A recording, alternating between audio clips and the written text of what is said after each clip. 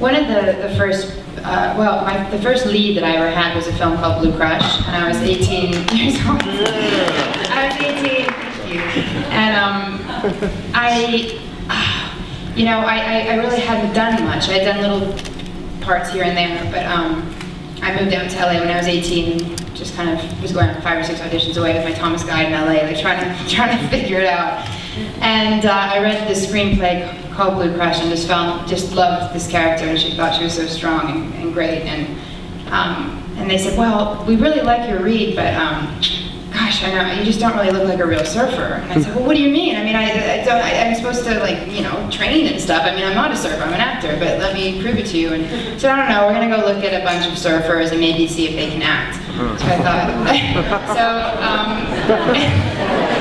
and they took about 5 weeks, and in those 5 weeks, I learned to surf. I went and I got a surf instructor, and I called them up and I said, would you mind just coming to see, I've been learning to surf for the last 5 weeks, and so we went in front of Brian Grazer's house, which is so unfair because there's not even a break, you know, it's like, you know, no one's going to be able to surf in that particular area.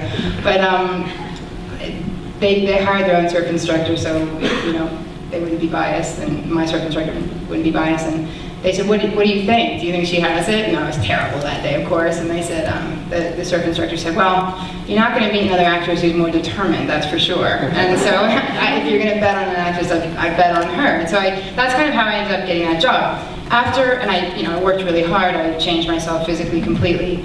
And then after that, it's so funny, I was sent like all the athletic roles. You know what I mean? Like you prove yourself in a way, and then all of a sudden everyone sees you in that way. And this is the very long-winded version to tell you how I got independent film. I was sent a script after Blue Crush, the one that was sort of amidst all the athletic films, called Wonderland, which was also with Mr. Lucas. So my first independent experience was also with Josh. And I loved this character. She was just crazy and young and vulnerable and beautiful, and just that was my first introduction to independent film, and realizing how this is really why I love making movies. I mean, there was a part of me that loved making Blue Crush and having that experience, but then just having the freedom that we had on that film and just loving that character and all becoming a family was really quite something. And so I think with every experience, the only thing you can ask for is to learn and to be better and to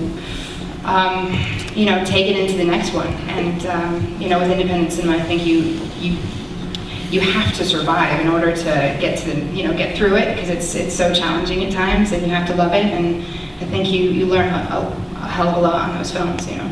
Can you still surf? I haven't surfed in a long time. I feel like I almost overdosed on that film. I was so scared, and I was so stressed out every day, that I wasn't going to be able to perform. And I left it there. But I don't know. Maybe later in my life I'll pick it up again. I don't know. Now, one of the things that you mentioned and I mentioned in the second half of the question was about small parts or small moments or moments in the films that you've made which sort of were meaningful or touching. It didn't have to be a big concept. Can you talk about a time when you made a film where there was some moment that you felt really conveyed the whole experience of the film, or conveyed your experience of making the film that meant something to you and you felt got conveyed to the audience? Like, you have a lot of that although you're not in it, in The Hungry Ghost. I mean, the movie has that there's all these little moments in the ensemble there that it's not about the big moments, it's those little moments.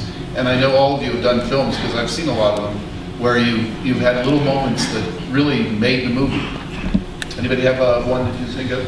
Well, mine is in Glory Road, when at the end of the story, when he wins the championship, I was, honestly overacting in this great celebration and having a ball doing it. And the director came and said, the reality is, I think you would be emotionally crushed by the success.